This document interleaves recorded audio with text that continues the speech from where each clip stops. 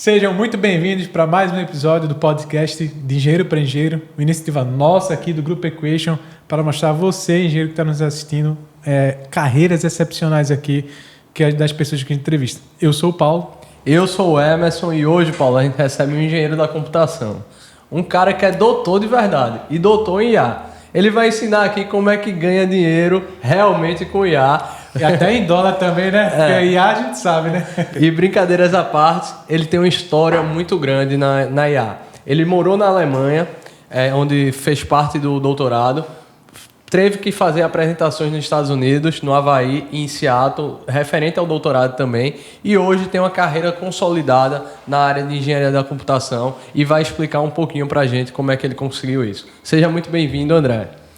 Muito obrigado, pessoal. Valeu demais pelo convite de vocês aqui, Paulo, Emerson. Grande prazer estar aqui com vocês. Obrigado, viu, André? E aí a gente começa, né? Primeiro, você fez engenharia de computação, né? Mas você sabia desde novo que era engenharia de computação, referência de alguém na área? Por que você ir para a área de software, né? Que ali acho que em 2009, 2012, imagino, né, que tu deve ter iniciado, que não era tão boom como foi ultimamente, né? Mas começasse na área de engenharia. Cara, nunca foi esse boom todo, mas assim, sempre foi uma área muito aquecida, eu acho, computação, né? Mas respondendo a sua pergunta, por que eu escolhi computação? Sendo bem sincero, eu nunca tive um objetivo, né, um sonho muito claro de um curso específico, né, de muito novo. Mas eu sempre gostei muito, como acho que vários outros engenheiros falam, né? Gostei muito de matemática, de física no colégio, né? E eu tinha referência em casa, meu pai era formado em ciência da computação, então ele tinha esse background mais de computação. E eu sempre gostei muito de videogame, sempre gostei muito de computador. Somos dois. E foi mais ou menos por aí. Eu acho que é muito comum você escutar mais ou menos esse background, né? essa motivação para quem entra no curso de computação. E aí foi basicamente isso. Eu decidi qual curso que eu queria. Tinha algumas opções na época de ciência da computação, de engenharia da computação. O pessoal pergunta muito qual a diferença, né? E engenharia eu sabia que tinha muito um peso grande em matemática e física, que era o que eu sabia que eu gostava. Então, vou no caminho mais do que eu gosto e vamos ver se a parte de computação também me interessa. Mas eu entrei no curso, cara, sem nem saber o que era programar, o que era linguagem de programação. Eu não tinha a menor ideia do que eu ia encontrar. Aí foi realmente um choque grande aí. Ô, André, para quem não é de Recife, talvez não conheça muito o SIM, né? Mas para todo mundo que é daqui, a gente trata o SIM como uma verdadeira referência. Como é que foi estar lá, se realmente é isso tudo que o pessoal fala mesmo? É isso tudo que o pessoal fala mesmo. É um lugar fantástico. Assim, para o grande público, talvez não seja realmente o SIM, a UFPE na área de computação não seja algo tão famoso, mas para quem é da área de computação, principalmente do meio acadêmico aqui do país, sabe que a UFPE, especificamente o Centro de Informática, são referências gigantescas aqui no país como um todo, né? O programa de pós-graduação do SIM, ele tem a nota máxima do CAPES, da CAPES, né? Então, ele tem a mesma nota, por exemplo, do programa de pós-graduação da USP ou da UFMG, que são os melhores do país. Então, em termos de avaliação, né, tecnicamente, eles estão no mesmo nível. Então, realmente, o SIM é um lugar muito diferenciado, que dá oportunidades e contextos que você nunca vai encontrar acho que em outros cursos, assim, né?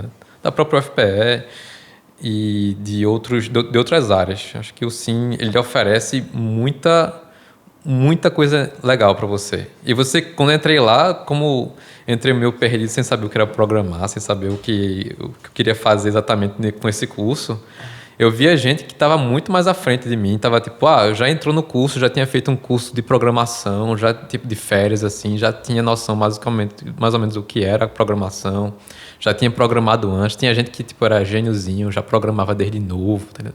Aí o cara se sente meio assim, caramba, se deslumbrado assim, mas ao mesmo tempo se sente, será que isso aqui é para mim mesmo? O pessoal está muito mais à frente de mim, daqui que eu chegue nesse nível, entendeu? Então é um mundo bem interessante, assim, bem legal. E assim, dentro desse mundo interessante, queria já puxar uma pergunta mais vinculada à atualidade também, né? Quando o boom mesmo da IA, que foi acredito que 2, 3 anos, foi o ChatGPT, que eu acho que chegou na grande massa, né? Essa linguagem de IA. Eu queria saber, porque quando chega para a grande massa, quer dizer que já foi estudado há muito tempo, que já está muito mais evoluído. No centro de tecnologia, como sim a IA já era falada há muito tempo, como é que funcionava exatamente? Cara, a IA, a área de inteligência artificial, que é uma área gigantesca, e como a gente, acho que o público geral se refere de uma forma genérica às LLMs, né? É uma área muito antiga, né? De muitas e muitas décadas atrás. Explica basicamente o que é LLM aí para o público. Boa. LLM significa Large Language Models. São esses modelos de linguagem gigantes, como o ChatGPT que você citou, o Llama da Meta, o Grok do xAI, enfim. São esses modelos que você consegue interagir de forma natural, né? O nome da área é NLP, né? Que em português significa Processamento de Linguagem Natural. Então, essa não é uma área de especialidade minha, por exemplo. Eu me especializei em visão computacional, que é a área de processamento de imagem. Então, vídeo, imagem é minha área. O ChatGPT, por exemplo, que foi esse boom que você citou certamente de 2, 3 anos atrás, ele já era, de fato, estudado há muito tempo. O processamento de linguagem natural já existe há muitos anos. Só que isso foi resolvido de uma outra forma, usando machine learning, né? Usando deep learning. E foi estudado por muito tempo. Eu lembro na graduação, quando eu estava no mestrado, na verdade, não na graduação, lá no Centro de Informática, quando lançou o GPT-2, né? Que isso foi mais ou menos em 2018, 2019, e o pessoal enlouqueceu quando lançou o GPT-2 e, caramba, dá para conversar tranquilo aqui com esse troço aqui, manda o texto ali. Eu lembro nem me interessei muito, né? E particularmente eu achei, poxa, que negócio, é mais um chatbot, tá ligado? Aí eu simplesmente ignorei na época, só que o pessoal ficou assim, caramba, falando muito do GPT-2.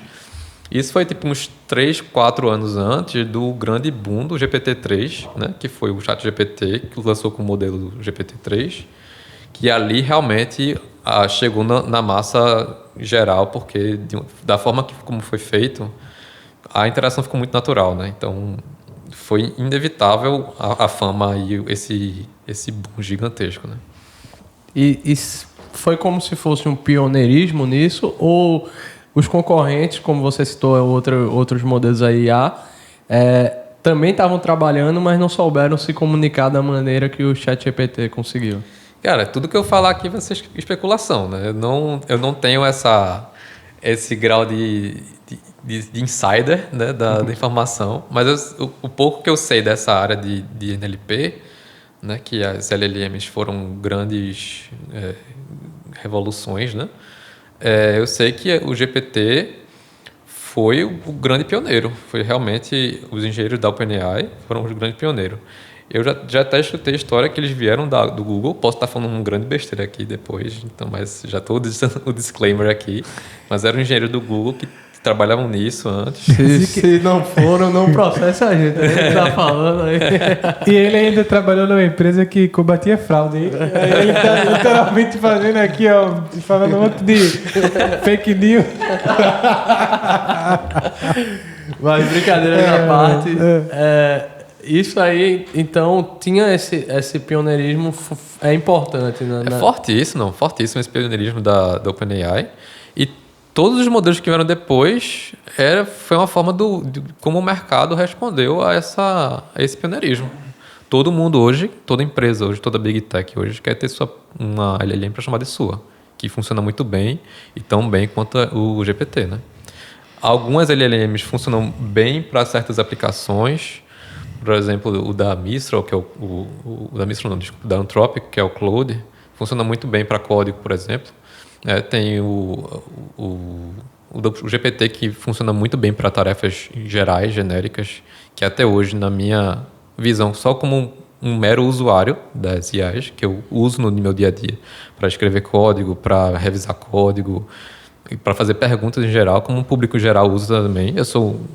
Como usuário, eu sou mais um ser humano normal, dessas IAs. apesar de trabalhar para melhorar também o desempenho delas, né, no meu emprego atual. Mas, assim, todas as empresas hoje estão lutando, né, para ter por um lugar no sol, para ter uma IA, uma LLM para chamar de sua, né, e que funcione muito bem. Mas, na minha visão, o GPT ainda ainda está liderando, assim, desde que surgiu. Basicamente, as outras estão querendo correr atrás.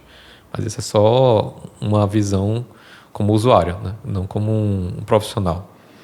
Vou voltar, acho que um pouco antes, né? Que sair um pouco da área da LLM, que é quando tu disse que não tem um domínio em si, é como se fosse mais um usuário, né? Mas tu agora, que nem tu trouxe, pô, teu pai fez ciência da computação, aí eu sou bom em matemática exatas, vou para engenharia da computação, que é mais voltado a essa parte de cálculos, né? Como foi estar dentro da engenharia da computação e conseguir iniciar a carreira, né? Porque, pô, agora está numa área de software, vamos dizer assim, né? Que teoricamente era já bem visto desde a época da internet, que começou a crescer muito o sistema computacional como um todo, né? Conseguiu o estágio, não conseguiu? Conseguiu saber para onde ia na faculdade depois que se formou? Como é que foi esse direcionamento? Acho que vale a pena contar um pouquinho da minha história na faculdade, né? Que, tipo, como eu falei para vocês, eu entrei assim no mundo de computação porque eu gostava de computador. Isso não é uma motivação legal, tá ligado? Que eu gostava de videogame. Isso não é uma motivação para você... Normalmente não é uma motivação para você seguir uma carreira, né? Mas, assim, foi por causa disso, no começo do curso, que eu me perdi muito, assim. Eu não fui um bom aluno no começo do meu curso. Eu fui, na verdade, um péssimo aluno no começo do meu curso. Assim, na primeira metade, eu não sabia o que eu estava fazendo. Não sabia se era aquilo que eu queria para a minha carreira, para a minha vida. Se aquilo me motivava. Enfim, eu fui fazendo o curso meio que, tipo, fazendo por fazer. Até eu descobrir o que eu gostava de fazer nesse curso, né? Então... De cara, eu cheguei para pagar uma disciplina de introdução à programação, eu não sabia nem o que era linguagem de programação. E, tipo, no segundo semestre, no segundo período, já tinha uma cadeira que, para mim, era uma das cadeiras mais importantes do curso, que era algoritmos, e até hoje eu tenho um trauma nessa cadeira, porque, tipo, eu sinto que eu deveria ter estudado mais essa cadeira, ter uma base melhor nela. Então, no começo do meu curso, eu fiquei muito perdido, até eu passar daquele ciclo básico, que é bem pesado de toda a parte de cálculo, de física e da base dos fundamentos de programação, da teoria. Quando eu passei por isso e entendi, velho, eu acho que estou começando a entender que isso aqui é importante, ter o conhecimento técnico em alguma coisa é importante. Eu até, na época, eu pensei, não, acho que eu vou mudar de curso, vou para engenharia de produção, que é, sei lá, não estou me encontrando aqui em computação. É porque realmente era difícil, velho. É um curso difícil pra caramba. Muito difícil. E qualquer curso, se você quiser fazer bem feito, você vai penar, né? E você tem que encontrar a sua motivação, né? E eu consegui passar por esse período mais conturbado no começo do curso e consegui, beleza. Eu entendi o que eu tenho que aprender, entendi que isso aqui é importante pra mim. Vai ser importante para mim em algum momento. Eu vou me encontrar. Eu coloquei isso na minha cabeça. Eu vou encontrar porque eu tenho coisas que eu quero realizar na minha vida. Pronto. E eu acho que isso aqui é uma boa área para eu estar. Porque está em alta. Eu gosto dos fundamentos. Eu gosto da matemática. Eu gosto da física. Uma hora eu vou encontrar alguma coisa que eu gosto aqui, né? E aí, foi uma mudança de chave. Mais ou menos ali no meio, na segunda metade do meu curso, eu encontrei... E eu me encontrei e disse, eu preciso arrumar um serviço, preciso arrumar um emprego, eu preciso arrumar uma coisa para fazer aqui. E aí eu comecei a procurar, vou arrumar um estágio, como você perguntou, arrumar alguma coisa para fazer. E comecei a aplicar para as vagas. No Sim lá tem uma lista de e-mail, né, o Gradiele, né? Nem sei se chamam ainda assim de Gradiele, mas enfim. Que eles mandavam lá as oportunidades, até hoje mandam essas oportunidades de estágio, de emprego e tal. Aí, na época, eu lembro que eu recebi um e-mail e disse, você quer trabalhar num grupo de pesquisa, fazendo pesquisa aplicada, com prática, com projetos do mundo real. A gente tem aqui vagas abertas. Você precisa saber Isso. Eu lembro que eu sempre procurava as vagas que tinham menos requisitos. Quanto menos requisito tiver, essa aqui que eu vou me inscrever, porque, tipo, eu já não sabia muita coisa. E já não tinha a base tão consolidada por causa do meu começo de curso. Eu, pô, esse aqui que tem menos requisito é esse mesmo que eu vou tentar. E eu, tipo, reprovei cadeira, não tinha um histórico escolar exemplar, né? Longe disso até. Só que eu, tipo, tinha um processo seletivo, ou seja... Eles não olhavam só o seu histórico. Então, se tinha um processo seletivo, eu tinha que ir bem nesse processo seletivo e eles iam me considerar. E era para um grupo de pesquisa lá do Centro de Informática chamado Voxel Labs, que eu sou super grato. Eu fiz basicamente toda a minha formação como profissional foi lá. Foram muitos anos da minha vida no Voxel. E aí, o processo seletivo era basicamente, na época eu lembro, que tinham dois projetos. Um era fazer um jogo de memória em realidade aumentada. A galera, porra, muito massa, já realidade aumentada, fazer um jogo de memória em realidade aumentada. Todo mundo tava... Isso tava estourando muito na época, aqueles óculos do Google, né? O Google Glass, não sei se vocês lembram, que foi um negócio que não deu certo do Google, que é muito raro, não dá certo. Aí ele não deu certo isso do Google Glass, e o pessoal, na época, tava muito com isso. E o outro projeto era converter um código Fortran para um código C++. Quem é da área, velho, vai dar risada com o que eu acabei de dizer, porque Fortran é um negócio do tempo das cavernas, tá ligado? Então, e C++, e converter isso para C++, considerando todas a parte metodológica de C++, é super... Era desafiador e, tipo, não tinha eles não falavam muito bem para que era isso. Eu vou nesse, porque ninguém vai nesse. Esse aqui eu tenho mais chance de passar. Dito e feito, todo mundo quis fazer o jogo de memória em realidade aumentada e, tipo, teve 2 ou 3 caras que fizeram. E eu fui um desses 2 ou 3 caras. Só que eu fui um dos que fui até o final e consegui não completar, porque era um negócio bem, bem desafiador. Virei noite fazendo, como muita gente da faculdade vira noite estudando para as provas, eu virei noite para fazer esse processo ativo no meio da graduação. E acabou que deu certo. Eu fui chamado lá para fazer a próxima parte do processo, me chamaram para conversar e ele não, beleza.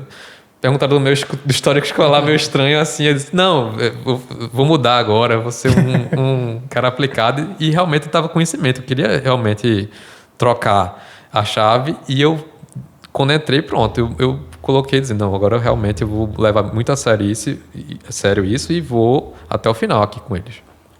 E foi aqui que eu entrei nesse projeto. Acho que é um depoimento legal, André, que você está trazendo, porque muita gente que assiste também está nessa fase, né? Desmotivado na universidade. E todo mundo passou, independente da área. Todo mundo, ou quase todo mundo, teve um momento que pensou em desistir da engenharia. Que cansou, que disse, pô, isso aqui não é para mim. Eu vou ficar a vida toda, eu não mereço isso aqui. Então, assim, mas no final... Vale muito a pena. E é legal esse seu depoimento, principalmente porque ratifica com aquilo que eu falei no começo, que você é doutor. Então, assim, apesar das dificuldades que tu tivesse no começo do curso, você chegou a fazer mestrado e doutorado. Como é que foi? Depois que tu entrou nessa iniciação científica, nessa parte acadêmica, que te motivou para querer fazer mestrado? Cara, foi meio que uma junção de coisas. Foi meio que seguindo o fluxo. Tipo, eu não tinha ainda decidido o que eu queria fazer da minha vida. E ao mesmo tempo tava lá a oportunidade na mesa, entendeu? Tava na mesa, ó, isso aqui é um caminho para você seguir aqui dentro. Eu sentia que, na minha cabeça, assim, psicologicamente, eu tava pensando, pô, eu não fiz um bom início de curso. Eu sinto que eu preciso melhorar meus fundamentos, preciso aprender coisas que eu não aprendi tão bem no início da minha graduação. Eu acho que eu preciso mais tempo de estudo. Era a minha lógica, que não é uma lógica necessariamente correta, entendeu? Minha lógica é tipo, vou fazer um mestrado para estudar mais aqui, para realmente tapar o buraco ali do começo da graduação. Aí e ao mesmo tempo, eu sempre tive vontade de ir para o mercado, sempre tive vontade de trabalhar em empresa. E eu não sei explicar por que eu tinha essa vontade, mas eu sempre tive, né? Ao mesmo tempo, a carreira acadêmica, fazer mestrado e doutorado, foi realmente algo que eu nunca pensei. Eu nem sabia o que era um mestrado, o que era um doutorado, até depois da metade do meu curso, da graduação. Isso é talvez até uma discussão maior, né? Como, pô, como país, né? O Brasil, a gente não tem muita noção do que é um mestrado, do que é um doutorado, do que é que se faz um mestrado, do que é que se faz um doutorado. Então, Isso é importante, que a gente só sabe de nome, né? a gente sabe de nome. O cara fez doutorado, mas o que é mestrado? O que é A pessoa doutorado? pensa assim, eu vou fazer um mestrado para melhorar meu currículo, ou para tentar subir meu salário, ou melhorar minha carreira. Ou para virar professor. E quem gosta de dar aula, vou ser professor, vou fazer um mestrado, doutorado para ser professor. Então, mas o que é que se faz no mestrado, doutorado? Tipo, isso ainda acho que é um tema como sociedade que, tipo, a gente não aprende essas coisas, tipo, na escola. Eu não sabia, nunca aprendi. Apesar de ter meus pais, tal, fizeram faculdade e tal, e não fizeram mestrado, mas, tipo, eles saberiam me explicar o que era na época, mas simplesmente por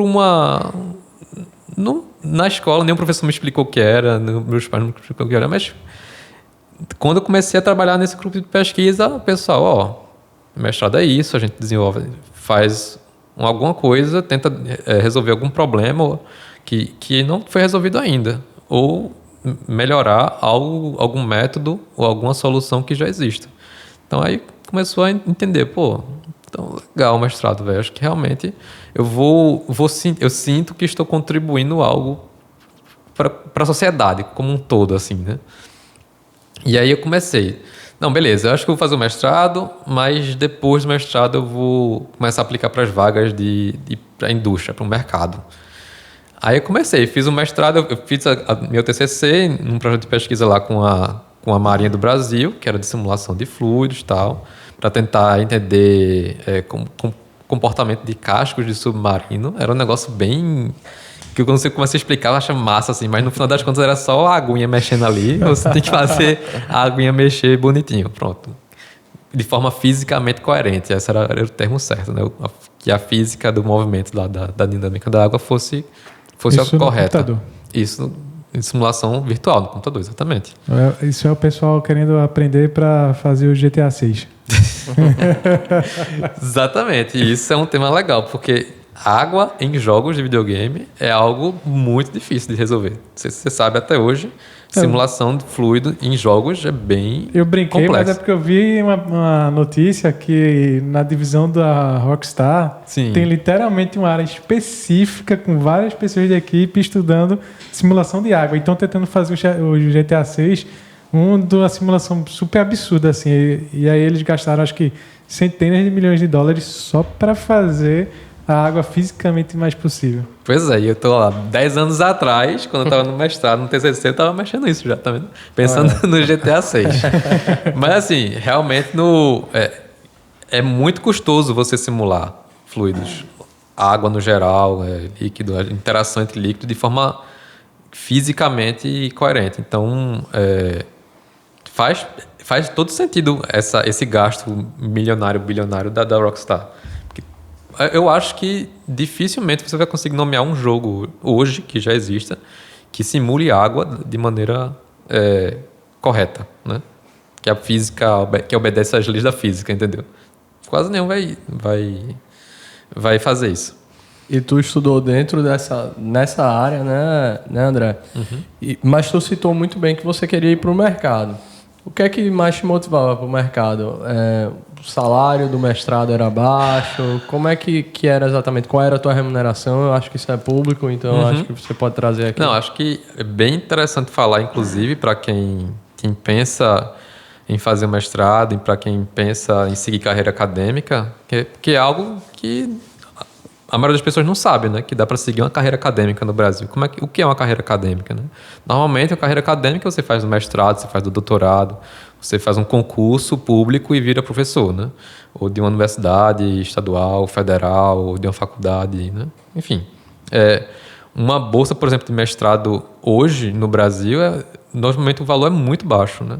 O valor da bolsa de mestrado, se eu não me engano, a nível federal, da CAPES, do CNPq, é em torno de 2.000 e pouco, 2.100, 2.200 reais.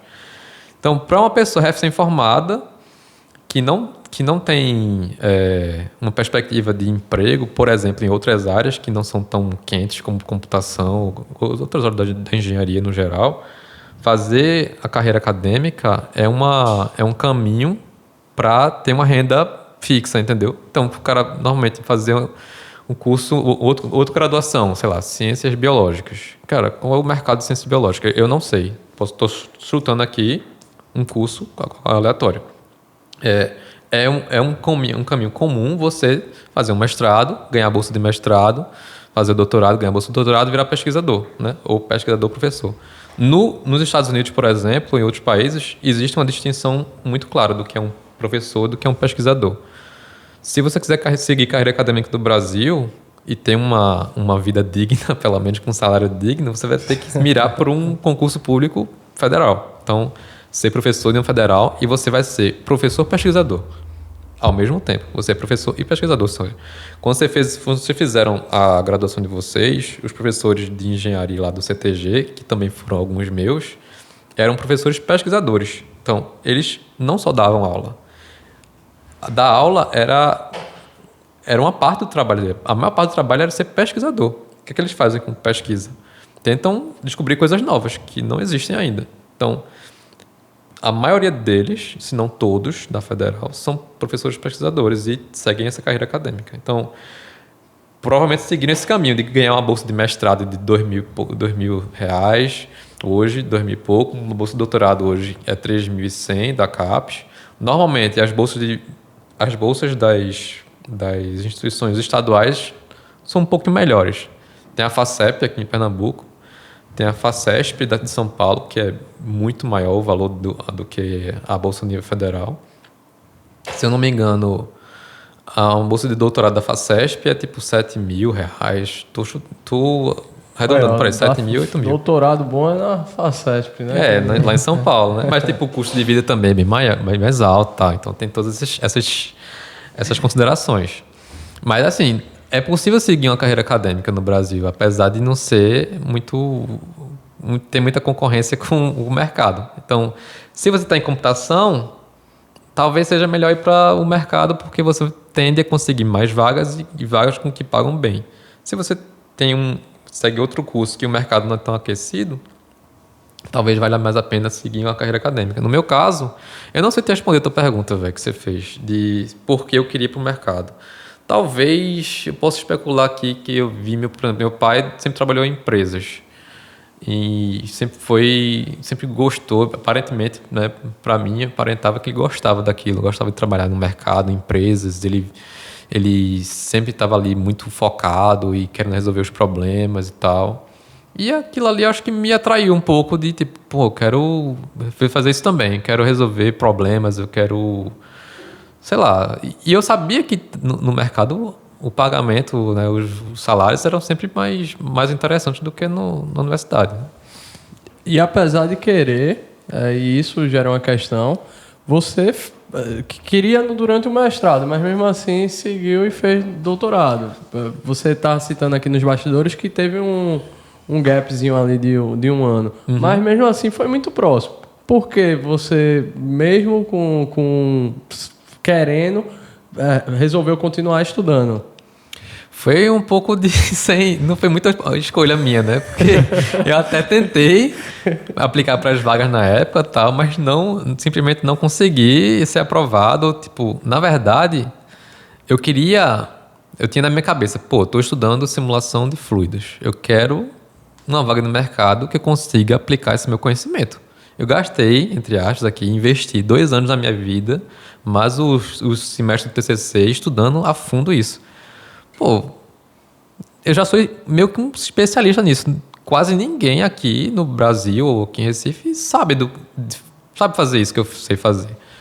Então faz mais sentido eu ir buscar algo nessa linha que eu já sei e que já deve ter uma remuneração melhor por ser um especialista, né, do que eu começar uma vaga meio que genérica de programador de aplicativo, mobile, web, seja lá o que for, que tem seu valor, obviamente, mas que eu não queria seguir essa linha. Então, só que não tinha mercado para isso. Simplesmente, não tinha muitas vagas aqui no país, ou fora talvez tivesse, mas não foi algo que eu olhei muito na época. E, eu vi que não era forte no mercado. E isso me decepcionou um pouco. E eu resolvi mudar de área. Até por causa disso. Passei 1 ano, porque eu sabia que se eu fosse seguir doutorado, não queria seguir doutorado nessa área. Queria outra área que fosse mais interessante para o mercado e que eu também gostasse. Isso é fundamental, né? Você tem que, tipo, unir um pouco dos dois, né? Você tem que unir seu gosto com o que o mercado pede, eu acho, né? Um pouco dos dois. Não dá para ser só o que o mercado quer, porque você uma hora não vai aguentar mais trabalhar com aquilo, né? E também não pode ser só o que você gosta, né? Da vida, o que eu fiz ali com simulação de fluidos. Eu gostava pra caramba. Eu aprendi a gostar. Porque era um projeto que estava pronto ali na prateleira para mim, para eu tocar. Mas não tinha mercado. Então, tem que achar o meio termo aqui. Eu não posso viver no mundo da fantasia dizendo que vou fazer exatamente o que eu gosto nesse caso aqui e uma hora dá certo. Talvez fosse dar certo mesmo, velho. Mas eu tinha que realmente querer muito aquilo. E ia fazer dar certo, mas não queria nesse nível. Entendeu? Eu queria, tipo, beleza, o meu termo. E foi mais ou menos por aí. Aí eu, vi que não queria essa área e basicamente eu decidi, cara, não tem vaga, vou pro doutorado e vou mudar de área. E a área que surgiu para mim lá na hora, que foi muito claro, foi o que estava acontecendo já no meio acadêmico, né?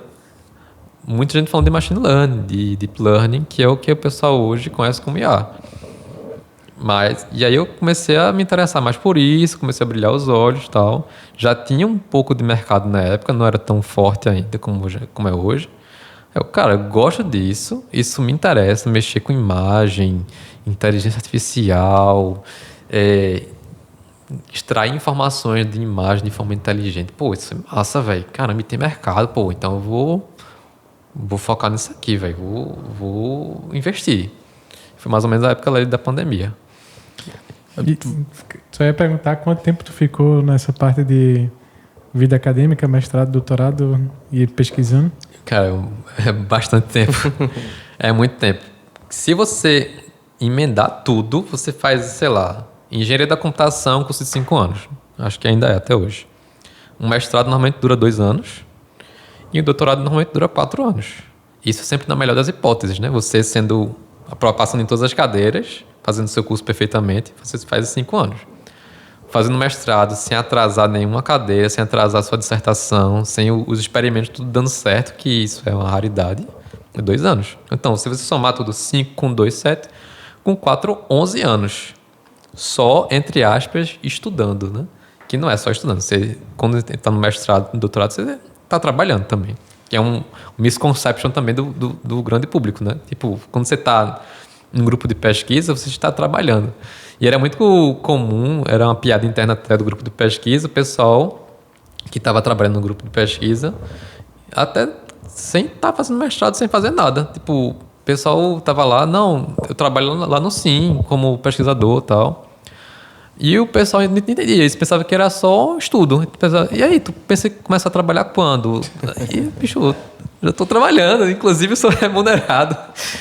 E o pessoal ficava tirando isso, onda muito disso, né, na época. Tipo, já trabalho, tá vendo? Mas, enfim, para você ver como é um desconhecimento do público geral da carreira acadêmica, né? E aí, André, a gente comentou no início que você fez o doutorado e passou uma parte na Alemanha. Como é que foi isso? O doutorado de sanduíche, como é que funciona exatamente? Pois é, existem várias formas de você fazer uma parte da sua pesquisa fora do país, né? Eu sei que eu queria fazer de qualquer jeito. Eu fui lá, bicho, eu quero morar um tempo fora. Eu pensei em fazer isso na graduação, na época do Ciência Sem Fronteiras, não deu certo. Foram umas tecnicalidades da época lá do Enem, não sei o quê. Cara, foi um rolo grande na época da graduação. Não deu certo eu morar fora. Eu fiquei guardando esse sonho ali, lá no fundo, né? E quando eu fiz o mestrado, fiz o doutorado, eu comecei a ver que era possível passar um tempo fora fazendo a minha pesquisa. Agora eu consigo resgatar aquela vontade de morar fora. No mesmo ramo do Deep Learning lá que tu começou? Exato, no mesmo ramo do que eu comecei do doutorado. Eu posso explicar, inclusive, melhor um pouquinho da pesquisa do doutorado, que acho que vale a pena, que eu acho que é bem legal, assim. Antes de falar um pouquinho da Alemanha, tipo, que é que eu fiz na minha pesquisa de doutorado e como é que isso se relaciona com IA, né? Eu acho que no doutorado eu comecei a mexer num projeto na época que era com uma inspeção de defeitos em linhas de transmissão de energia. Tá? Foi um projeto que chegou nesse grupo de pesquisa que eu trabalhava, que era o Voxa Labs, que passei muitos anos lá, fiz meu TCC lá, fiz meu mestrado lá, fiz meu doutorado lá. E enquanto eu estava fazendo isso, eu trabalhava no Voxa. Ele era um local de trabalho, era um grupo de pesquisa que tinha cooperações com empresas. Então a empresa chegava lá. Você recebia também por isso? Recebia também por isso. Tinha bolsas de complemento através da lei da informática. São bolsas completamente possíveis de você conseguir, que é um incentivo do governo, para quem não sabe a lei da informática, um incentivo do governo para dizer, em vez de você pagar tanto de imposto, você paga um pouco menos de imposto, e esse dinheiro que você ia pagar de imposto, você pode investir em pesquisa. Você pode procurar alguma universidade, algum professor, algum grupo de pesquisa. Seria os P&Ds da vez? É um projeto de P&D, exatamente. Só que isso aí era investido com grana. Então chegava uma empresa, podia ser uma empresa local, aqui mesmo de Recife, podia ser uma grande empresa multinacional. Então lembro que chegou na época, acho que posso falar, teve projetos com a Samsung, com a HP, com empresas locais também, enfim. E um desses projetos que chegou na época para o grupo de pesquisa era um projeto de inspeção de defeitos em linha de transmissão. Era uma empresa local aqui de Recife. Tinha um cliente que era uma transmissora de energia e eles queriam resolver um problema deles, uma dor que eles tinham, que era de colocar mais eficiência no processo de manutenção, de revisão de defeitos. Que eles tinham que fazer isso com muita frequência, tinha que subir o pessoal, escalar a torre, risco dos caras caírem lá de cima, levar choque. Então, basicamente, a ideia era, como é que a gente faz para tentar deixar esse processo mais automatizado, menos manual? Tipo, tinha que pegar a galera, colocar numa caminhonete, ir pelo meio dos matos, assim, e subir com o povo na rede. Um negócio bem rústico para a época que a gente vive hoje. Então, a ideia era, basicamente, me colocaram como líder de pesquisa desse projeto. A ideia que eu tive foi, vamos encarar esse problema como um problema de visão computacional. Então, a gente vai fazer o seguinte, vai contratar uns pilotos de drone aí e vai botar eles para voar o drone, e vai capturar as imagens dos componentes que a gente quer inspecionar e vai criar um dataset, né, um conjunto de dados, essas imagens, com os componentes, em várias posições diferentes, em vários contextos diferentes, iluminações diferentes e tal. E a gente vai treinar um modelo de Deep Learning, de Machine Learning, que é como o pessoal conhece como IA hoje, né? E vai treinar uma IA, né, para reconhecer esses componentes na imagem. Tem esse componente aqui que é importante, essa cadeia do isolador, tem esse componente aqui que é importante, que é a placa de identificação da torre. E a gente vai fazer outros modelos que vão, depois de identificar esses componentes, dizer se ele está com defeito ou não. Eita, essa placa aqui tá até normal, a pintura tá ok, não sei o que, tá ok. Essa aqui tá, consigo nem ler o que tá escrito aqui. Tá toda... Essa cadeia do isolador tá quebrada, tá com um disco de vidro quebrado aqui, tem que trocar. Então, a ideia era automatizar esse processo e deixar com que os drones, né? Fazer com que o processo fosse menos custoso para a empresa, né? Então, que o pessoal não tivesse que ver todos os componentes, mas visse só alguns. Que a IA, por exemplo, tivesse em dúvida. Isso aqui eu não tenho muita certeza. Eu acho que não sei se está bom, se está ruim. Vê aqui e revisa. Essa era a ideia do projeto. Acabou que isso foi mais complexo do que a gente imaginava, fazer essa automatização. Mas foi um projeto que teve muitos frutos legais, deu muito certo. E foi por causa dele que eu escrevi o meu projeto de pesquisa e mandei lá para a Alemanha, né? Então, eu vi a oportunidade de uma bolsa na Alemanha e aqui é aqui que eu vou me fazer. Vou para a Alemanha, vou incrementar meu currículo aqui, vou realizar... para aprender um alemãozinho... Guten Tag, velho. O máximo ali, ralou. Muito básico mesmo, fui só com inglês mesmo.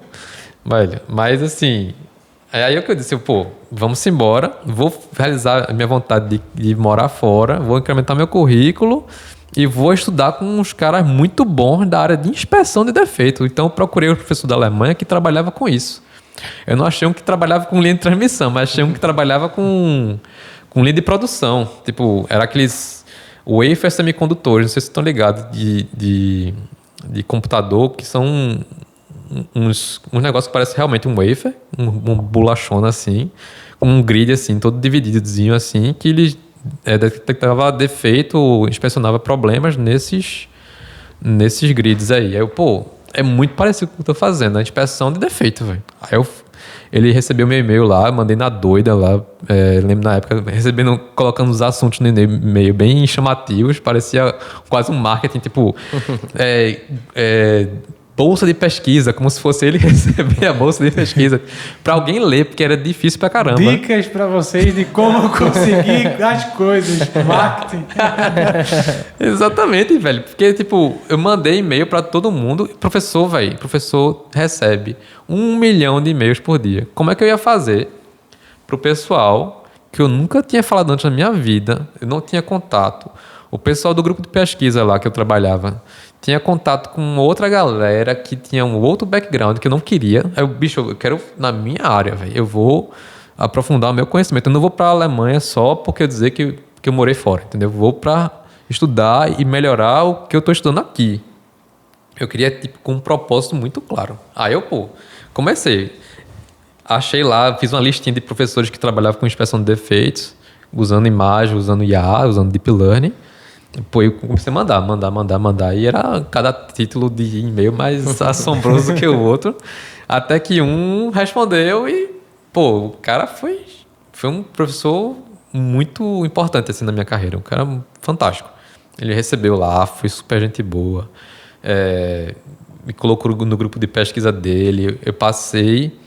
Assim, ele ficou com o pé atrás no começo, porque eu era um completo desconhecido para ele, assim como ele era para mim, né? Então, tipo, ele não sabia como eu trabalhava, se era um bom profissional, se eu tava lá para zoar, para tirar onda, ou se eu tava lá realmente para realmente estudar e contribuir com o grupo dele. Então, os 3 primeiros meses foi só com a bolsa do DAAD, que é o serviço alemão de intercâmbio acadêmico, né?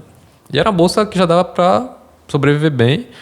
Melhor do que a bolsa de mestrado aqui do Brasil. Melhor que a bolsa do mestrado aqui.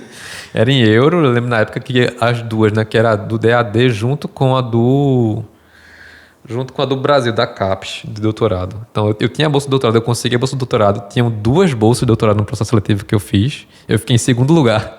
Aí eu consegui a segunda bolsa. Por sorte, tipo... Era a época que tinha pouquíssima bolsa. Então, tipo, sei lá, teve 20 aprovados no programa do SIM. E só teve bolsa dos 2 primeiros lugares, que tinha as melhores notas. E eu, por sorte, fiquei lá em segundo. Sorte, né, entre aspas, também, que tem um currículo legal, né? Me esforcei para isso. Aí, tinha a bolsa da CAPES, que era R$2.200. E a bolsa do DAD, que era 650 euros, se não me engano. Aí, eu juntava as duas. Aí, pô, dava para sobreviver lá. Né? Não era a melhor coisa do mundo, mas eu conseguia pagar o aluguel, conseguia fazer a feira, ir para academia, sair no final de semana, tomar uma cervejinha com os brasileiros que tinham lá e pronto. E, cara, enquanto isso, também consegui trabalhar nas pesquisas do grupo de pesquisa que estava aqui no Brasil, que era do Vox. Então, tinha outra fonte de renda, entendeu? Então, eu sempre fui um cara assim, pô... é o momento da vida de dar o gás agora. Vou fazer tudo que eu consegui fazer agora. Então, desdobrava para estar entregando. Aí, nos 3 primeiros meses foi isso. Aí o cara viu que eu trabalhava, né? Que eu era esforçado, pelo menos. Nunca fui nenhum cara genial, mas esforçado eu sempre fui. Então, como eu queria fazer acontecer, ele viu, pô, então vou dar uma oportunidade para o André aqui e vou colocar ele no meu grupo de pesquisa. E vai ser uma bolsa agora de grupo de pesquisa da Alemanha, entendeu? Então, era mais um Research Assistant lá da Alemanha, né? Até eu lembrei agora da palavra em ciência em alemão, que é Wissenschaftlichen, uma coisa assim. Muito maluco. Isso é ciência em alemão. Completamente nada a ver. Aí, era a bolsa em euro, que era 1.500 euros, uma coisa assim. E era uma bolsa legal. Quando eu recebi essa bolsa, agora Dá até pra guardar um dinheirinho aqui, entendeu? Tipo, não tinha responsabilidade, né? Tinha construído família ainda, então, pô, vou pegar esse dinheiro até dar uma guardadinha aqui, né? Enquanto eu fiz isso também na época que eu trabalhava no dinheiro e Lotus. ficar rico com o doutorado. Pois é, aí eu comecei a entregar, né? Ele colocou atividade para fazer, toma entrega, tome serviço, e eu indo lá para a faculdade, né, na Alemanha. Terminou os 6 meses, foi bem legal, porque ele disse, tu não quer continuar aqui não? Eu continuo pagando essa bolsa para tu. Tipo, a bolsa do DAD tinha acabado, eu tinha que realmente não ia receber essa bolsa. Aí ele deu aquela balançada, tá ligado? Mas essa bolsa supria a bolsa do DAD? Como é que era? Não, era a mesma bolsa de 1.500 euros ali, que ele ia continuar pagando. E a do outro era 300 e... 600, né? 600 euros. 600 euros, é. E a bolsa de doutorado do Brasil também ia continuar. Velho.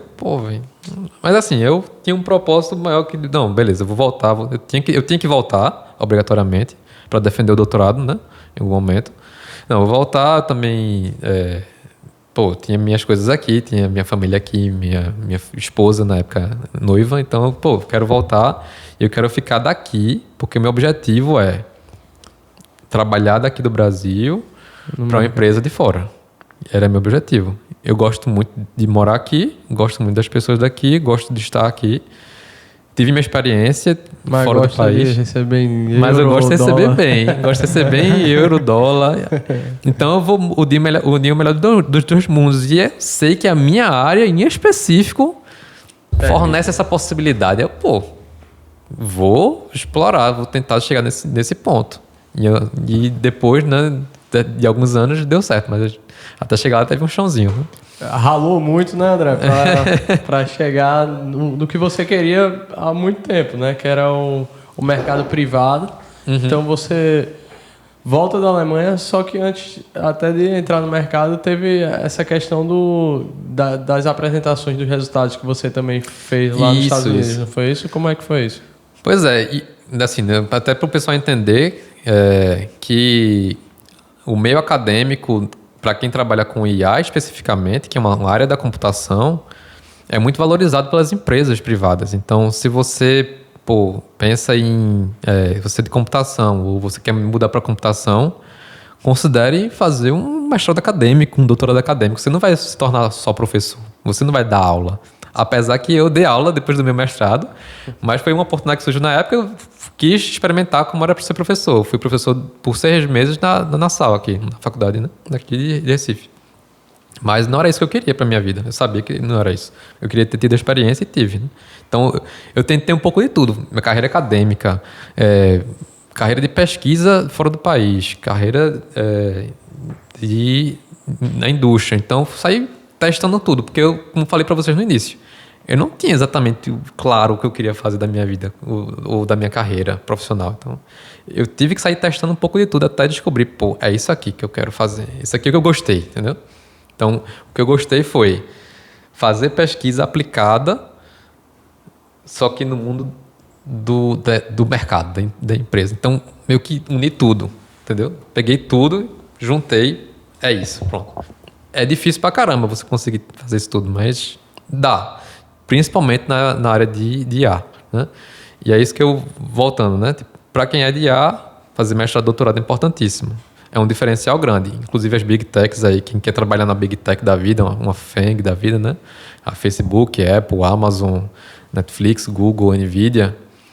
Você ser um cara com doutorado em IA e ter publicado nas melhores conferências de IA do mundo, como Neurips, CVPR, né? WACV, SCCV e CCV, são conferências ou eventos que todo mundo que é do mundo acadêmico, de Deep Learning, de IA, é sonho de consumo, velho. Cara, tem um artigo no CVPR, na conferência principal, né, nos workshops. Aí a gente vai ter que deixar fixada aí essas siglas, SCCP, CVV, tanto assim, nos comentários a gente vai botar, porque o pessoal vai escutar rápido, né, Paulo? E aí a gente já dá essa dica, porque como o André trouxe muito bem, para quem é de fora, para quem é daqui do Brasil mesmo, quem não é da área, e né? não conhece, você pensa mestrado, doutorado para ser professor. Só que a gente vê, já citaram também em outros podcasts, a valorização que as empresas de fora dão para pessoas que têm um mestrado e doutorado a nível de conhecimento, né? Que essas pessoas são remuneradas bem melhor por isso, né? Eu não tenho dúvidas. Inclusive, salário de researcher, né, que é o cargo de alguém que tem normalmente um doutorado e vai trabalhar numa big tech, são muito elevados, cara. Não vou mentir aqui e dizer que eu não tentei. Eu tentei, cara. O processo não é fácil. Eu fiz processo seletivo pro Facebook e é torando, velho. Eles querem os melhores dos melhores. Passei lá uma etapa ou outra, mas, tipo, não é simples. Tu tem ideia? Uma hora chega também, né? Tem ideia de valores, assim? E salário inicial, normalmente, eles falam anualizado, né? Salário inicial é por volta de 120, 150 mil dólares por ano, né? Mas isso é o início de carreira, podendo chegar a 200, 300, 400 mil dólares por ano. E é um dinheiro Isso no altíssimo, Brasil é um né? sonho. Pois é, mas assim, normalmente, como vale a pena falar, né? Big Tech não costuma Contratar, né? contratar remoto, né? Você tem que normalmente se mudar para lá, né? O que é muito visado hoje no meu meio, até para vocês saberem, é você trabalhar numa startup. Esse é o sonho mesmo. Porque a startup vai pagar nível Big Tech, mas você pode morar remotamente aqui, trabalhar remotamente e morar no país que você está, né? Depende, obviamente. Tem empresa que vai exigir que você vá para lá, tal, mas tipo, tenho colegas que ganham muito bem trabalhando para startups dos Estados Unidos ou empresa médio porte, não precisa ser uma empresa famosa, e trabalhando e ganhando salários de Big Tech, né? Seus 100 mil dólares seus no 100 Brasil? mil dólares, seus 200, 150, 200 No mil Brasil? dólares. No Brasil, Ó, morando no Brasil. dica, isso aí é quase ganhando a loteria, né? Acho que eu fiz engenharia errada.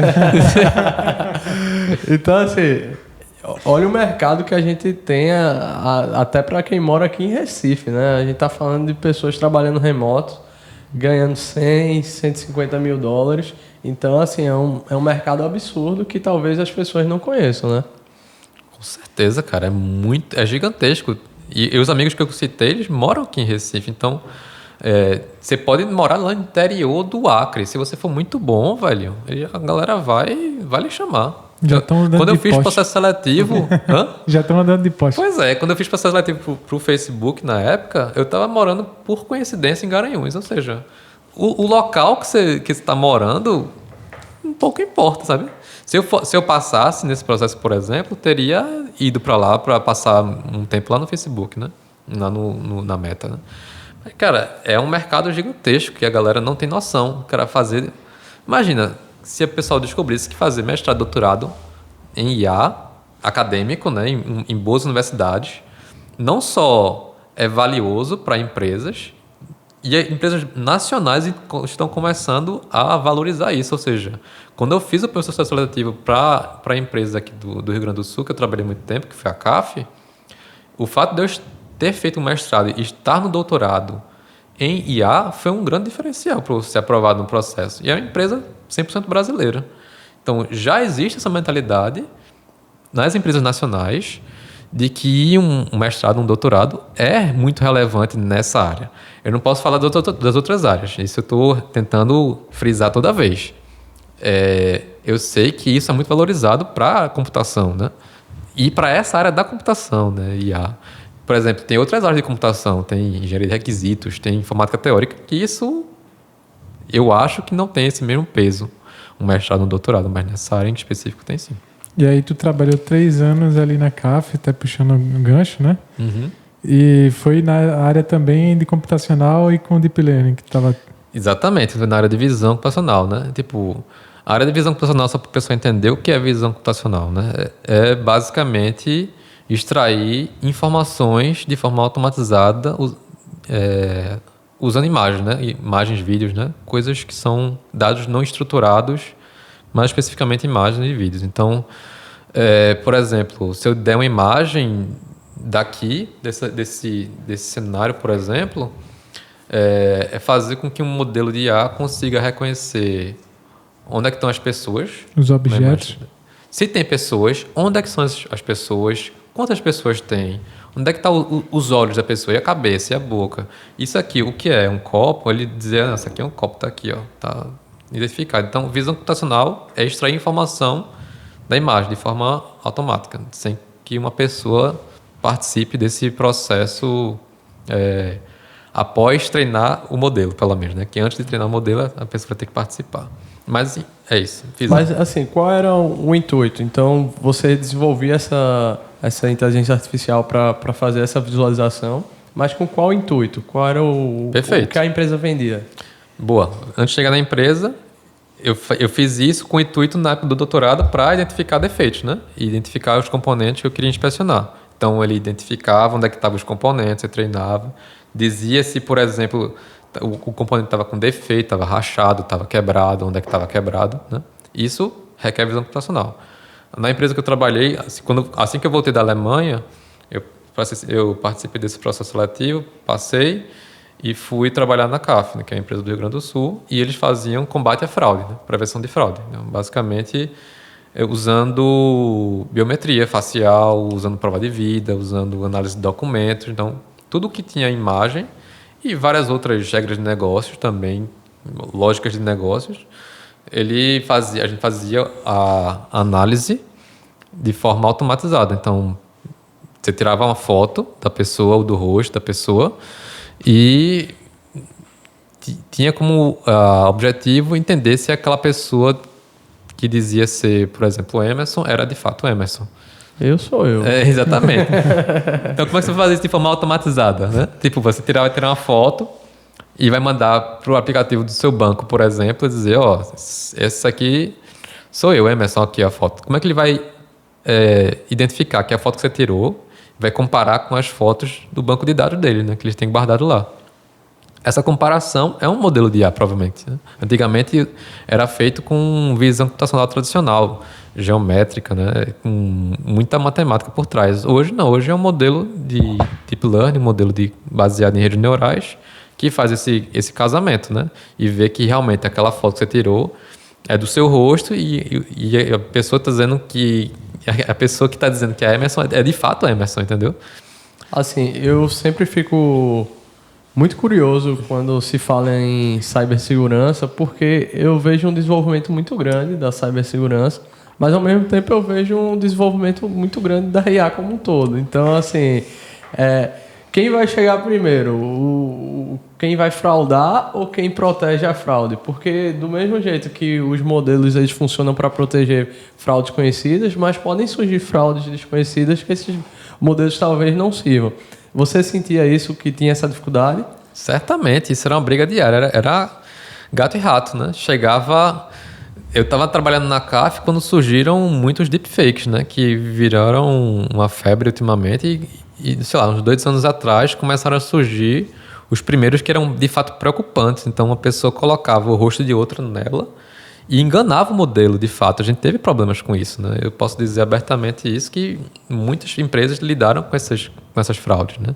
Que tinham até os concorrentes também, obviamente. Então, era uma briga de gato e rato, né? A gente chegava, tentava melhorar o modelo para não passar mais essas fraudes e chegava uma nova tecnologia, melhor ainda, que desempenhava melhor ainda e passava a enganar de novo. E a gente melhorava nossas tecnologias e era assim até hoje. Avançar mais rápido, né? No final de contas. Mas isso é de fato uma discussão bem profunda mesmo. Qual é o melhor caminho que vai resolver de fato o problema?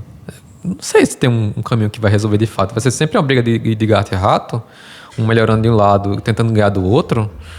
Era sempre uma questão pra gente lá, mas que no dia a dia a gente não tinha muito tempo de ficar filosofando. Era tipo, chegou aqui, tá passando fraude, o cliente tá reclamando, vamos resolver. E tipo, tinha que achar alguma forma de resolver esse problema, de driblar essa nova forma de fraudar, né? Chegava um documento que parecia muito de verdade aquele documento. Cara, tá muito realista isso aqui. Quando vê, era uma fraude. Tipo, era o documento que o cara criou com o nome de outra pessoa para ter uma conta criada num banco. Isso é gravíssimo, entendeu? Então o cara vai pegar um empréstimo com o nome da outra pessoa e pronto, simplesmente passou, velho. E isso aí era um red flag lá gigantesco. Então, toda empresa que lida com essa prevenção de fraude passa por isso. Então, temos várias formas de fazer isso, né? Não estou mais lá na CAF hoje, mas, assim, como respondendo a sua pergunta, é uma briga de gato e rato, velho, sempre. Tu falou de visão computacional, né? Que está trabalhando, por exemplo, reconhecendo ali essa sala. Então, quando a gente fala em termos de segurança pública, por exemplo, aquelas câmeras de reconhecimento de rua, identificando quem é, por exemplo, o fraudador, que no caso é o bandido na rua, ou a pessoa A, B. Tu teria muita vaga, por exemplo, em ambientes com tecnologia maiores, né? Por exemplo, países mais desenvolvidos, China, Estados Unidos, que já devem estar estudando muito maior do que o Brasil, que deve estar defasado com relação a isso, né? Com certeza, esses caras estão anos-luz na nossa frente. E porque investem em muita pesquisa e muita ciência, cara.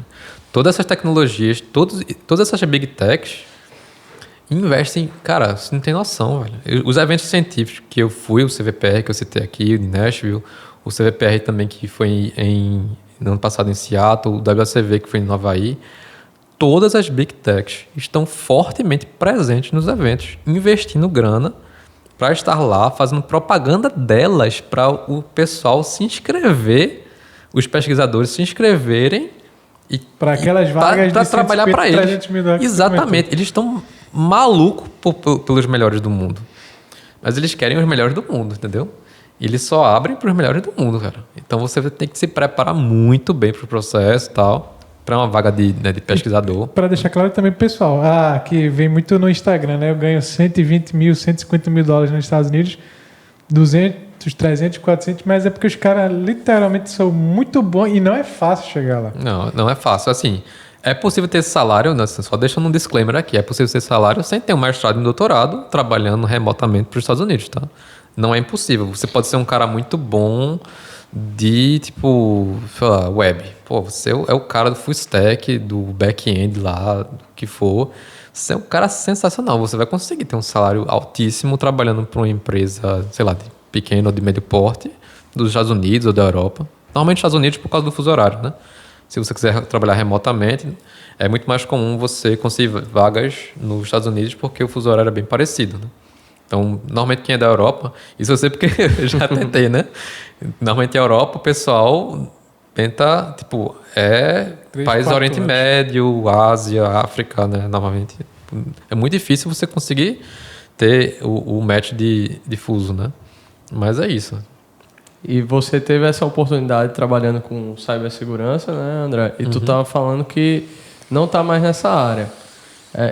Só para finalizar, porque Paulo trouxe, recentemente eu vi uma questão de segurança pública, usando muito essa questão de IA para imagem, até teve essa questão do Rio de Janeiro, que um dos traficantes foi preso em outra área. Então, apesar de a gente não estar no ponto que nem no exterior, né, em relação ao desenvolvimento, isso está chegando aos poucos aqui no Brasil, né? E esse mercado, até que ponto pode chegar? Você acha que é muito grande ainda? Pô, velho, essa pergunta é excelente, porque tá chegando, isso é bom, mas na minha visão, a gente poderia estar desenvolvendo a tecnologia aqui, entendeu? A gente poderia estar fazendo as coisas aqui. Normalmente isso é importado, entendeu? Então o cara pega uma tecnologia, uma solução, uma câmera, seja lá o que for, de fora e implementa aqui. Cara, o cérebro que a gente tem aqui hoje, e isso entra muito na questão de fuga de cérebros, né? Tipo, mas às vezes é o brasileiro que desenvolveu lá para a empresa. Exatamente. Foi o brasileiro que fez o mestrado e doutorado aqui, na universidade pública daqui. Conseguiu uma vaga numa empresa de fora, foi morar lá fora, está morando 3 anos, desenvolveu o sistema para a empresa vendeu a câmera para o Brasil. É totalmente possível e bem, na verdade, provável até. Porque muitos brasileiros, indianos, vão morar nos Estados Unidos para trabalhar nessas empresas. Então, tá chegando aqui, respondendo essa pergunta, mas poderia estar sendo feito aqui, entendeu? Seria massa, né? Mas, enfim, deve ter 1 milhão de questões porque isso não está acontecendo. Questões culturais, questões políticas, enfim. Eu acho que pelo menos está chegando, né? Menos mal que está chegando, mas poder estar sendo feito aqui. E já fui abordado várias vezes, assim. Vale a pena, inclusive, um tópico só sobre LinkedIn aqui, né? Porque na área corporativa, principalmente no meio do computacional, o LinkedIn é um mundo, né? É um mundo gigantesco. os recrutadores estão em busca de muita gente, sobra muita vaga, falta muita gente boa. Então, é muito comum as pessoas da minha área serem muito abordadas no LinkedIn para participar do processo seletivo, né? Vamos entrar nessa vaga aqui, entrar nessa vaga aqui, ali. Inclusive, muita gente fala com a gente, né, Paulo, nas redes sociais, como fazer um ajuste do LinkedIn e tal. A gente está pensando até em fazer um trabalho em cima disso. Acho que isso que o André trouxe é muito bacana, porque muita gente procura a gente oferecendo vagas e conhece alguma pessoa que tem esse perfil e a gente sempre faz esse match. Então, você que está procurando alguma coisa, já manda também para a gente, para que a gente tenha no banco de dados o seu currículo, as suas especificações, até para que a gente possa estar te ajudando também. Eu acho que isso é muito bacana que o André está trazendo. E foi esse teu LinkedIn cheio das siglazinhas lá que a gente viu. CCCP, CCCX. Bem trabalhado, bem organizado, que fez você estar nessa nova oportunidade que você está hoje. E o que é que você faz exatamente, André? Cara, com certeza, velho. Eu aprendi a organizar meu LinkedIn, não achava que isso era tão importante assim. No meu caso, se você se vender bem, é importante pra caramba. Tem um currículo legal, recheadinho para você completar lá com as palavrinhas bonitinhas no LinkedIn, é muito massa. Isso chega muito recrutador. E só completando o que ia falar, inclusive sobre segurança pública, recebi mais de uma vez abordagem de pessoas querendo formar uma empresa já com capital investido, um capital grande investido para, quero formar uma empresa, estou procurando gente que trabalha com visão computacional para resolver o problema de segurança do Brasil. Era um negócio meio megalomaníaco assim. Vou resolver o problema de segurança do Brasil. Cara, tá meio maluco, mas a gente pode ir tentando aos poucos aqui, né? Resolver um probleminha aqui, outro ali, e vai juntando e em um momento pode resolver um problema maior. Olha, o homem vai resolver. Mas não, acabou que não foi para frente essas conversas aí na época. Pediram até fazer umas provas de conceito lá, uns projetinhos, né? Como é muito comum da área, o pessoal some, né? O pessoal chega e some também. Mas, pronto, voltando ao tópico ali do que eu estou fazendo hoje. Nesse meio tempo que eu trabalhei na CAF, também trabalhei dando consultoria em outras coisas, para outras empresas, como engenheiro de visão computacional também, para uma empresa local aqui de Recife, que é a Steps. Por quase um ano trabalhei com eles, dando uma consultoria, mas era uma consultoria muito mão na massa, então eu desenvolvia, codava, né? Então, mentorar. Um homem tinha 3 empregos. Que o mestre.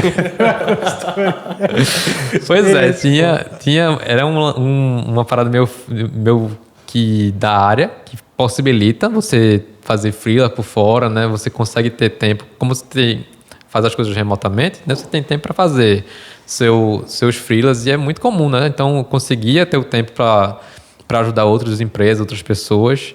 E também teve momento que eu na época que eu organizei o evento também do CVPR, ajudei a organizar o workshop lá. Também foi no meio do caminho ali. Eu fiz o doutorado, continuei o doutorado enquanto eu trabalhei na CAF. Então, eu estava fazendo as duas coisas ao mesmo tempo. Ou seja, você se acostuma a fazer muita coisa ao mesmo tempo, né, quando você trabalha remoto. Até porque não é impossível. Porque você não tem um deslocamento, você não tem todo aquele overhead de ficar se movimentando, se locomovendo. E você consegue lidar com pessoas do mundo todo, né? Você consegue trabalhar aqui com o pessoal de Recife, o pessoal do Rio Grande do Sul, o pessoal de fora do país, o pessoal da América Latina que estava organizando o workshop. Então, eu acho que essa é uma das magias do trabalho remoto, que o pessoal também não fala muito. Fala muito das comodidades, né? É muito cômodo e tal. Mas, ao mesmo tempo, você consegue contribuir com muito mais coisas, né? Mas é isso. Aí depois que eu saí da CAF faz 1 mês e meio só, que é essa empresa que trabalhava com biometria facial, combate à fraude, né? E durante um período da minha vida também fiz um freela de anotação de dados para LLMs, né? Acho que já a gente explicou o que é LLM aqui, né? O GPT e tal. Então a gente ajuda, né? Nesses freelas que eu participei, a gente ajudava a criar conjuntos de dados para melhorar o desempenho dessas LLMs. Então, melhorar o desempenho do ChatGPT, melhorar o desempenho do... Basicamente, ensinar a IA, né? Isso. Como é que uma IA aprende? Seja qual for, seja um LLM, seja um modelo de visão computacional, você dá meio que exemplos antes, né? Esse aqui é um exemplo, esse aqui é outro exemplo. Por exemplo, se eu quiser que ela identifique um copo, né? através de uma imagem. Eu tenho que mostrar para ela e eu manualmente dizer, ó, o copo está aqui, bem centralizado aqui. E se tiver outro copo aqui, ó, tem outro copo aqui, ó, tá aqui. E dá várias imagens para ela, várias imagens comigo dizendo manualmente onde é que está o copo. E até depois de um certo ponto, ela vai conseguir generalizar. E eu vou mostrar uma imagem para ela que eu nunca mostrei antes, que tem um copo, e ela vai saber dizer que ele tem um copo com sucesso. É basicamente como as IAs aprendem. Seja um sistema de visão, seja um LLM. Como é que a LLM aprendeu a se comunicar tão bem? Ela viu muito diálogo, véio. Ela viu muita conversa, ela viu muita... ela está basicamente ali generalizando um diálogo natural, né? Ô André, perdoa até a ignorância, né? E assim, eu acho que as pessoas também podem estar pensando nesse sentido. Você fez mestrado, doutorado, apontando o copo. O que é que, assim, em relação a isso? Qual é o grande diferencial? Como é que a pessoa trabalha nesse mercado? Porque, assim, é um mercado que você já trouxe, que a remuneração é bem bacana, que é bem desenvolvido. Você pode ter uma carreira até remoto, que também é interesse de muita gente. O que é que a pessoa precisa fazer para estar nesse mercado? Eu acho que é uma pergunta que ficou com a impressão aqui, que a gente está sempre só anotando dados, né? Mas o modelo em si, quando a gente fala o modelo... Imagine um monte de linha de código que representa a arquitetura de uma rede neural. Que ela vai pegar essas anotações que a gente fez manualmente e a gente vai passar isso para esse modelo. E esse modelo vai aprender magicamente. Tipo, quem é que foi que fez esse modelo? Quem que escreveu essas linhas de código? A gente tem que saber como é que ela funciona. Então, você que fez um mestrado, doutorado em IA, você vai ter que saber como fazer uma rede neural. Como do zero, assim, você tem uma noção, eu tenho uma noção. Se tipo, todas as redes neurais do mundo apagassem do nada, assim, não tem mais. Eu tenho uma noção, você que trabalhou com isso, tem que ter uma noção de como fazer do zero. Codificar lá, fazer uma operação de convolução, vocês lembram de convolução em cálculo? Convolução, você tem que fazer uma operação de normalização, uma camada de ativação. Cara, você tem que entender como é que funciona a arquitetura disso para poder melhorar isso. Foi o que eu fiz no meu doutorado. Eu tive que saber programar, primeiro de tudo. Você tem que ser programador, você tem que saber programar. Você tem que entender dos frameworks de IA, né? Qual a linguagem de programação mais comum hoje para IA? Python. Que é o que eu aprendi muito bem lá durante o doutorado. Quais os frameworks de IA? TensorFlow, PyTorch. Você tem que entender de NumPy, você tem que entender de tensores. É muita matemática por trás das contas. No final das contas, é matemática pura, entendeu? É matemática aplicada. Computação, tem um colega meu que ele mora no Canadá, que ele fala basicamente isso. Cara, computação é matemática aplicada. É só isso mesmo. É você... E quando eu estava fazendo um paper, eu queria que ele revisasse. E normalmente é muito legal, porque a gente usa um ou outro para se dar críticas construtivas, né? Ele me perguntou assim, André, onde é que está a matemática aplicada disso aqui? O que foi que tu fez que é matemática aplicada? O código que tu fez, né? Então...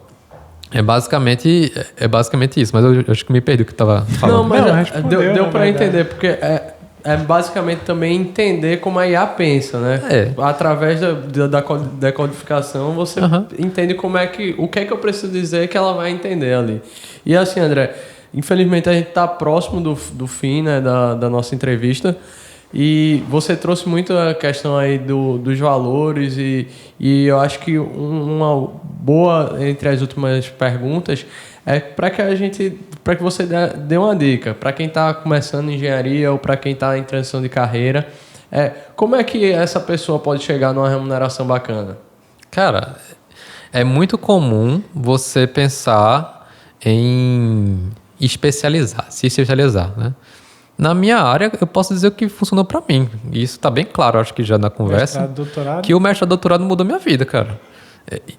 Mas na minha área de IA, na área de visão computacional. Isso aí mudou minha vida. Só que eu conheço muitas outras pessoas que também trabalham com isso e não estão conseguindo evoluir. Então, cara, você tem que meter a cara mesmo, quebrar a cara, ir atrás, tentar e tipo, fazer os freelas por fora para tentar melhorar seu desempenho.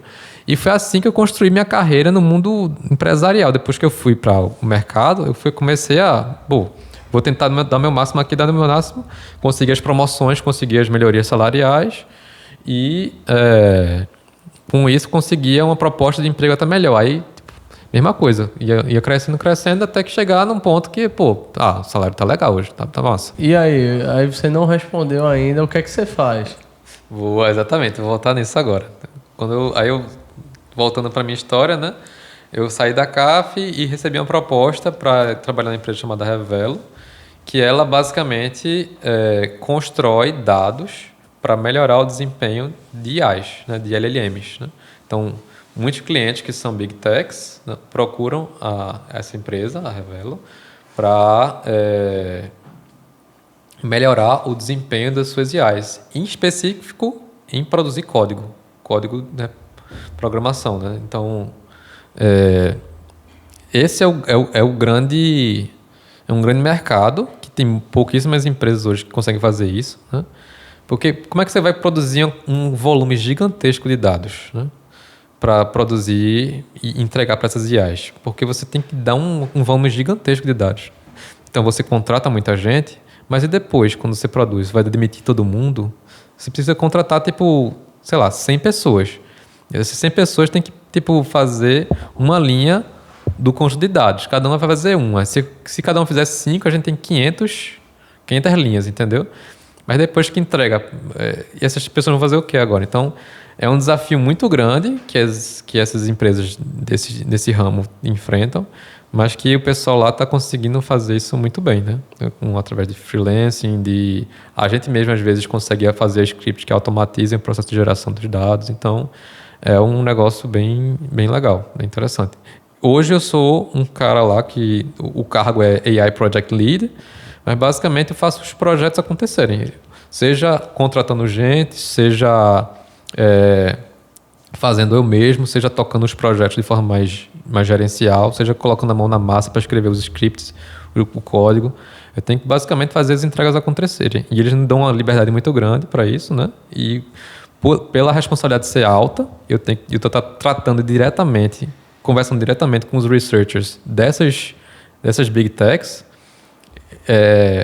Então, a remuneração é legal também. Né? Então, a responsa é alta, a cobrança é alta. Tá ganhando em dólar também? A empresa, ela começou no Brasil, a Revelo, mas ela botou o CNPJ dela para fora, né? Assim, teoricamente, a empresa é americana, mas eu sou um prestador de serviço para elas hoje, não sou um PJ, né? Da PJização. O valor do salário é equivalente a um valor de dólar, então é um valor legal, né? Para você que quer apontar copo e ganhar dinheiro, vou dar essa aula. O corte tá preparado aqui, né? Ele não falou que era 100 mil dólares, né? Mas ele falou que era 560 mil reais. Aponte copo, ganhe dinheiro com IA. Mas brincadeiras à parte, André, queria te parabenizar por essa trajetória. Acho que aqui cabe, né, Paulo? Com certeza. A pergunta que a gente faz, né? Você acha que você se arrepende de ter feito engenharia?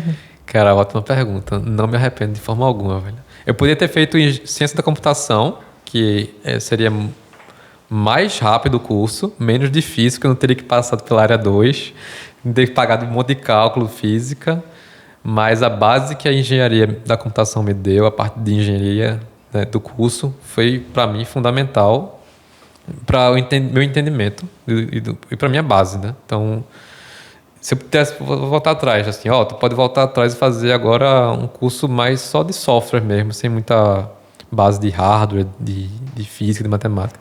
Não, eu teria feito engenharia da computação de novo. É isso. É exatamente isso que a gente espera também. A gente não esperava uma resposta diferente, né? Foi combinado, não foi não, viu, Thiago? Mas, brincadeiras à parte, parabéns, viu, André? Que trajetória sensacional e é uma trajetória que inspira, porque a vida não é uma curva flat, né? A gente tem altos e baixos, tem momentos que a gente tá pensando em desistir, tem momentos que a gente tá para baixo e tem outros momentos que a gente tá bem. Então, parabéns por ter conseguido dar a volta por cima tantas vezes. E é só o começo, né? Você é muito novo. A gente fala doutor, parece que já tem uma idade avançada, mas o cara foi doutor com 32 anos, então aí imagina o que esse cara pode fazer daqui pra frente, e quando ele fizer lá na frente a gente recebe ele aqui de novo, né, Paulo? Parabéns. Com certeza. Show demais, galera. Muito obrigado pela recepção, pelo convite. Estou muito feliz de estar aqui. E foi muito massa a conversa, gostei demais, velho. Com certeza. Muito obrigado, viu, doutor André? Muito obrigado, Paulo. André. Obrigado, Anderson. Valeu.